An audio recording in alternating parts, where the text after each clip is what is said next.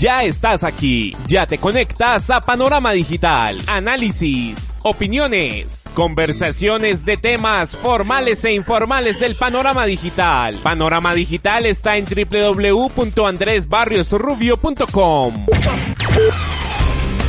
Amigos, ¿qué tal? Un saludo cordial para todos. En este escenario de pandemia en el que se encuentra el mundo y nos tiene confinados a cada uno en nuestros hogares, haciendo lo mejor. Quedarnos en casa y cuidarnos, porque yo me cuido, yo te cuido. Acá estamos, cumpliendo nuestra cita semanal en sus dispositivos de pantalla a través de las plataformas de iVoox, Spotify, iTunes, TuneIn Radio y Google, con su podcast Panorama Digital. Bienvenidos. La Sonoesfera Digital se aloja en www.andresbarriosrubio.com. El mundo enfrenta un flagelo sin precedentes que no solo obliga a replantearnos como colectivo social, sino que delinea como sujetos activos de una cultura nacional que no volveremos a ser los mismos cuando se supere la crisis y tratemos de retornar a la cotidianidad. Es claro que este aislamiento que se prolonga en el tiempo nos lleva no solo a quedarnos en casa, sino a adecuar nuestro quehacer laboral y educativo en los entornos mediados por la tecnología. Cambio de chip en la forma de concebir cada una de las actividades en este alto que hacemos en el camino. www.andresbarriosrubio.com. Panorama Digital. El teletrabajo hasta ahora funciona con sus elementos complejos y las limitaciones que para algunas industrias implica, pero la educación enciende las discusiones en un momento en que enfrenta la reducción de estudiantes en las aulas y ahora, a la fuerza, se ve obligada a implementar la educación a distancia con el apoyo de tecnologías virtuales, fenómeno no tan distante a los colombianos que deben recordar casos exitosos de formación por correo postal, radio e incluso televisión. Andrés Barrios impone su sello digital. Los acérrimos opositores a la educación llevada al contexto virtual son los estudiantes, jóvenes próximos a la tecnología que centran sus acciones de ocio, información y entretenimiento en el smartphone, pero se niegan a desligarse de la presencialidad en este momento de coyuntura. Los argumentos son de todo tipo. Los más radicales exponen que no todo se puede virtualizar. Ahora, ¿por qué no virtualizar? Bueno, opino que dependiendo del programa académico que esté en curso, se puede y no se puede virtualizar dicho programa. Se pueden virtualizar todas aquellas materias o programas que se puedan acceder a ellos de forma teórica. ¿Qué programas no se deberían virtualizar? Todos aquellos que tengan alguna parte presencial práctica.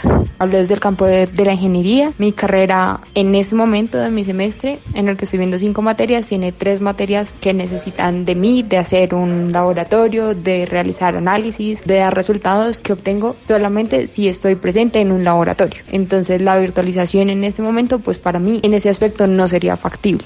Supongo que eso que me pasa a mí le pasará a otros chicos, por ejemplo, de biología, de cine, de comunicación, no sé. Hay muchos campos en los que supongo habrán muchos estudiantes que tendrán problema con la virtualización. Muchos campos tendrán problema con la virtualización si siguen pensando la educación virtual como se concibe en el escenario presencial. Es clave aceptar que el mundo cambió y la pandemia nos pide adecuarnos al entorno digital, continuar nuestra vida y luchar por la construcción de país desde las circunstancias que nos propone la vida. El tiempo no se detiene y la marcha académica debe continuar, así sea consciente que hay que atender puntos flacos que se deben atender en este proceso de adaptación del estamento educativo. Porque sí debemos virtualizar las clases, porque creo que debemos continuar la marcha académica como lo venimos haciendo, y creo que es una buena respuesta para la situación que se está viendo actualmente por el tema del coronavirus.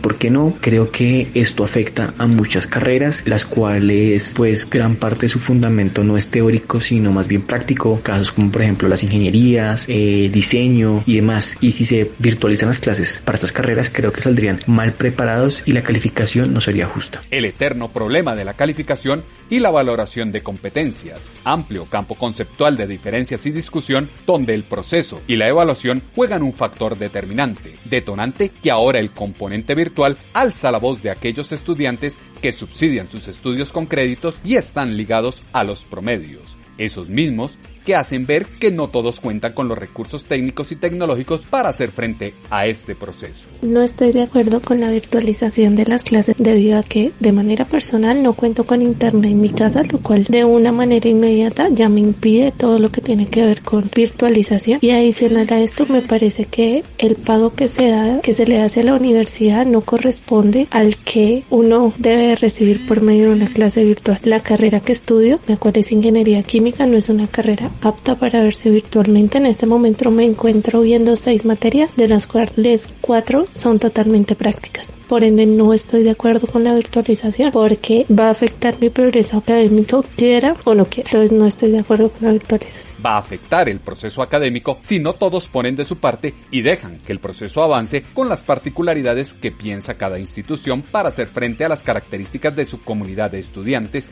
y sacar avante el reto que ahora les plantea el destino.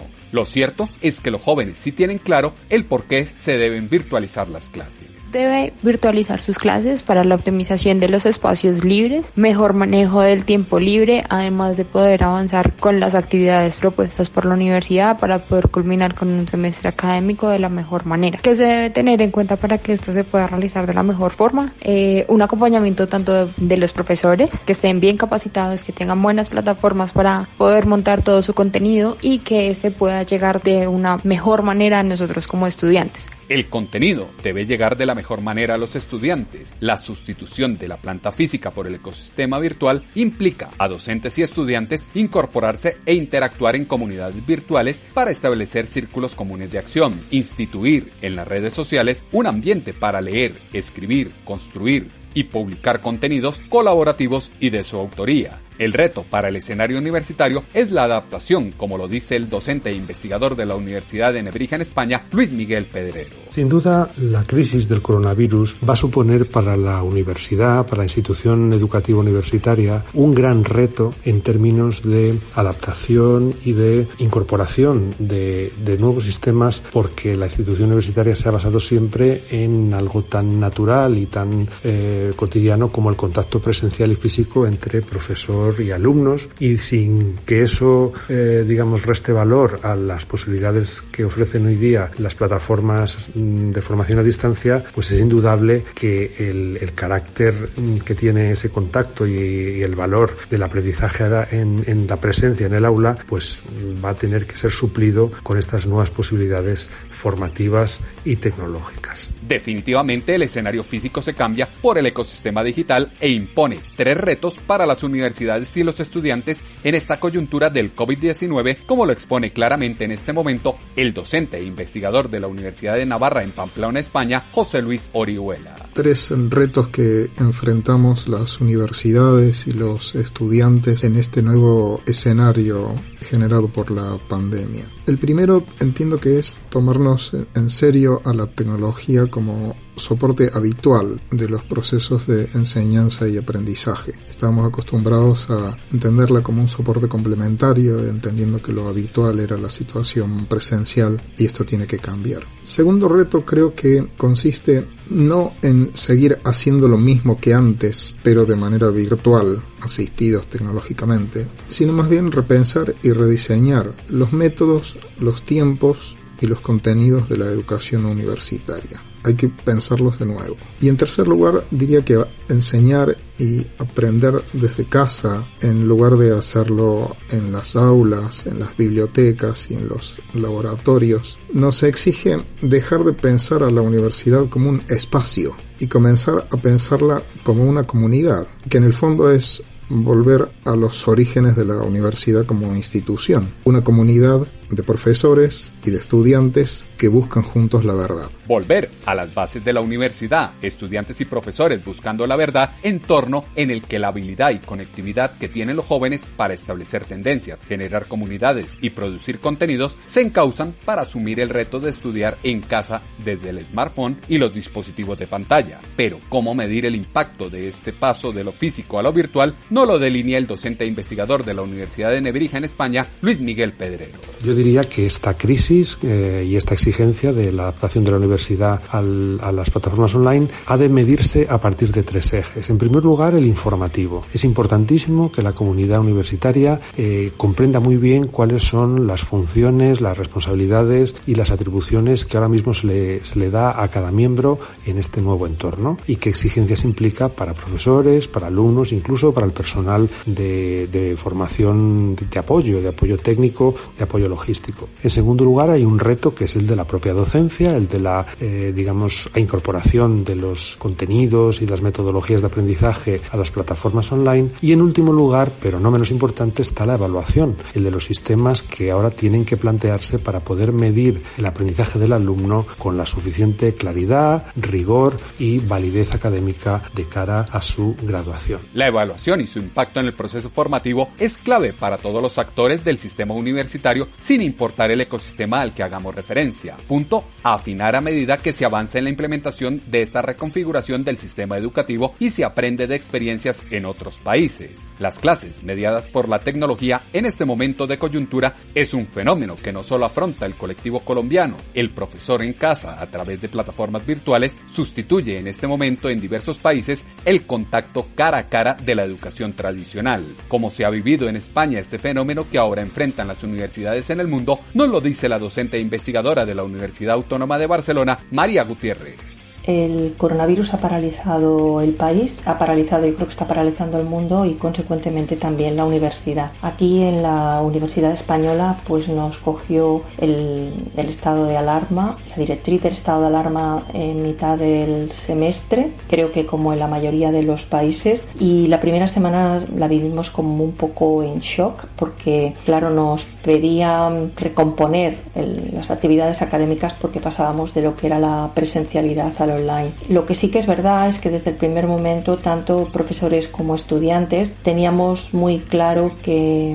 no queríamos que el curso se perdiera y que fuese evaluado, y que en ese sentido tanto profesores como estudiantes como alumnos nos íbamos a poner las pilas, y creo que en este casi 3 semanas que llevamos de confinamiento lo estamos consiguiendo. Trabajo mancomunado de los actores del proceso educativo que lleva al éxito de cada una de las acciones. Relación docente-estudiante que llama a repensar las prácticas, experimentos y laboratorios desde la creatividad y explotar los escenarios virtuales con los cuales poner en práctica la teoría. Entorno que hoy se implementa desde el ensayo y el error y lleva a preguntar cómo es la valoración que se hace del proceso en un entorno como el español, y esto es lo que afirma la docente e investigadora de la Universidad Autónoma de Barcelona, María Gutiérrez. La valoración es positiva. Naturalmente que pasar de la presencialidad al online pues no ha sido fácil. Primero porque cuando tú como profesor te preparas una clase es una conferencia para 20, para 30, para 40, para 80 o para 100, ¿no? Los tienes allí delante y tú pues das tu discurso y quizás por el control visual en muchas ocasiones sabes si esos alumnos están entendiendo o no los contenidos, o esos alumnos al mismo tiempo tienen la posibilidad de preguntar para que hagas aclaraciones al respecto. El online eso no lo permite, ¿no? Para el alumno, de todas maneras, la presencialidad yo creo que es un poco, en ocasiones, o bien para una parte del alumnado, pues un poco cómoda, ¿no? Porque si el profesor pone a disposición en la plataforma universitaria los contenidos, en muchas ocasiones, y al menos estoy hablando desde la perspectiva de ciencias sociales, pues ese alumno puede consultar los PowerPoints de las clases, e incluso a veces no hace falta ni que les consulte porque puede hacer una pregunta sobre, yo qué sé, los términos de entrega de un trabajo, de unas prácticas, y el profesor siempre amablemente pues le da esas consignas y ya está, ¿no? En el entorno online todo cambia un poco. De entrada, el profesor pues no se prepara una clase para darla, sino para que sea leída. Por tanto, tiene que hacer un texto base, es un texto en el que no va a haber ni repeticiones ni redundancia, que es algo que habitualmente nosotros solemos hacer en la presencialidad. Es un texto que va a tener probablemente muchos links y con artículos científicos, con aportaciones de otras conferencias o de otras jornadas, en fin, material diverso que esté dando el profesor, que evidentemente pues ahora lo tendrá que estudiar, lo tendrá que ver, lo tendrá que escuchar, en fin, lo que sea. Estoy hablando ahora de ciencias de la comunicación, lo va a tener que hacer el alumno en su casa. Preparación de clases y el cómo se enfrenta el estudiante a ellas es totalmente diferente nuevamente en el componente virtual, escenario en el que el docente cambia su concepción tradicional para asumir el papel de tutor guía en el proceso digital, como lo deja entrever la docente e investigadora de la Universidad Autónoma de Barcelona, María Gutiérrez. Claro, eso le pide al alumno que que considere al profesor como un guía y que este guía director le va a ir diciendo cómo debe avanzar, pero él tiene que implicarse. Y yo creo que ese punto es, positivo, ¿no? Porque pone también al alumno delante del espejo. Y bueno, de momento llevamos 3 semanas, es posible que esto se alargue más o que nos incorporemos a la universidad quizás de otra manera cuando acabe el confinamiento. Y yo creo que de esto estamos aprendiendo todos mucho. Utilizamos, todo, desde el Skype, Zoom, email, en fin, todo lo que es posible, y tú aceptas que el alumno te dé las entregas cuando no toca, en el sentido, antes, por ejemplo, de lo que sería la propia clase, y el alumno también acepta que evidentemente tú no puedes en tan poco tiempo corregir tanto material.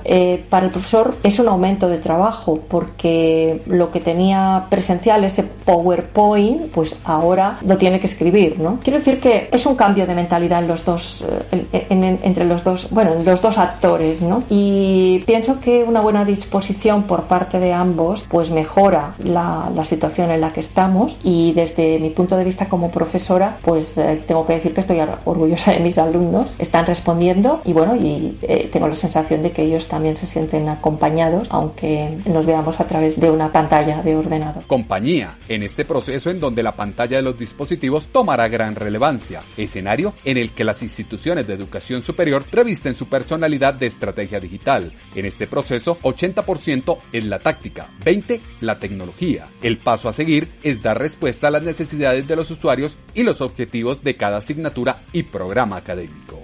A un clic de distancia está Panorama Digital. La forma de operar se irá clarificando con el tiempo, pero por ahora es clave la disposición de todos para hacer frente a las necesidades que plantea el destino. Los jóvenes colombianos deben dejar la reticencia y sumarse a los esfuerzos de las instituciones de educación superior y su cuerpo profesoral por construir país desde las limitaciones del entorno con que tomó a todos esta crisis de la pandemia mundial y el aislamiento que los tiene confinados en sus hogares. El ciberespacio tiene un panorama digital. Los elementos que ustedes acá han escuchado fueron insumo para la columna de opinión de esta semana en Pulso.com que hemos titulado COVID-19 abre la agenda a la virtualidad de la educación colombiana. Como siempre, sus comentarios los esperamos en la cuenta en Twitter, @atutobarrios, o en la página web www.andresbarriosrubio.com. Andrés Barrios, una voz con imagen y credibilidad. Todos estamos llamados a ser actores protagonistas de este cambio del ecosistema educativo en el que todos, absolutamente todos, debemos apostar por el yo si me conecto, derrotar el miedo y mantener la esperanza en que todos juntos y en colaboración inventaremos una nueva forma de hacer las cosas para salir adelante en este reto que nos impuso el destino. En 8 días nos volveremos a encontrar en esta cita en sus dispositivos de pantalla a través de las plataformas de iVoox, Spotify, iTunes, TuneIn y Google con su podcast Panorama Digital con Andrés Barrios Rubio. Recuerden que en este momento la consigna es cuidarnos. Si sales, no salimos de esta. Ya estás aquí, ya te conectas a Panorama Digital, análisis, opiniones, conversaciones de temas formales e informales del panorama digital. Panorama Digital está en www.andresbarriosrubio.com.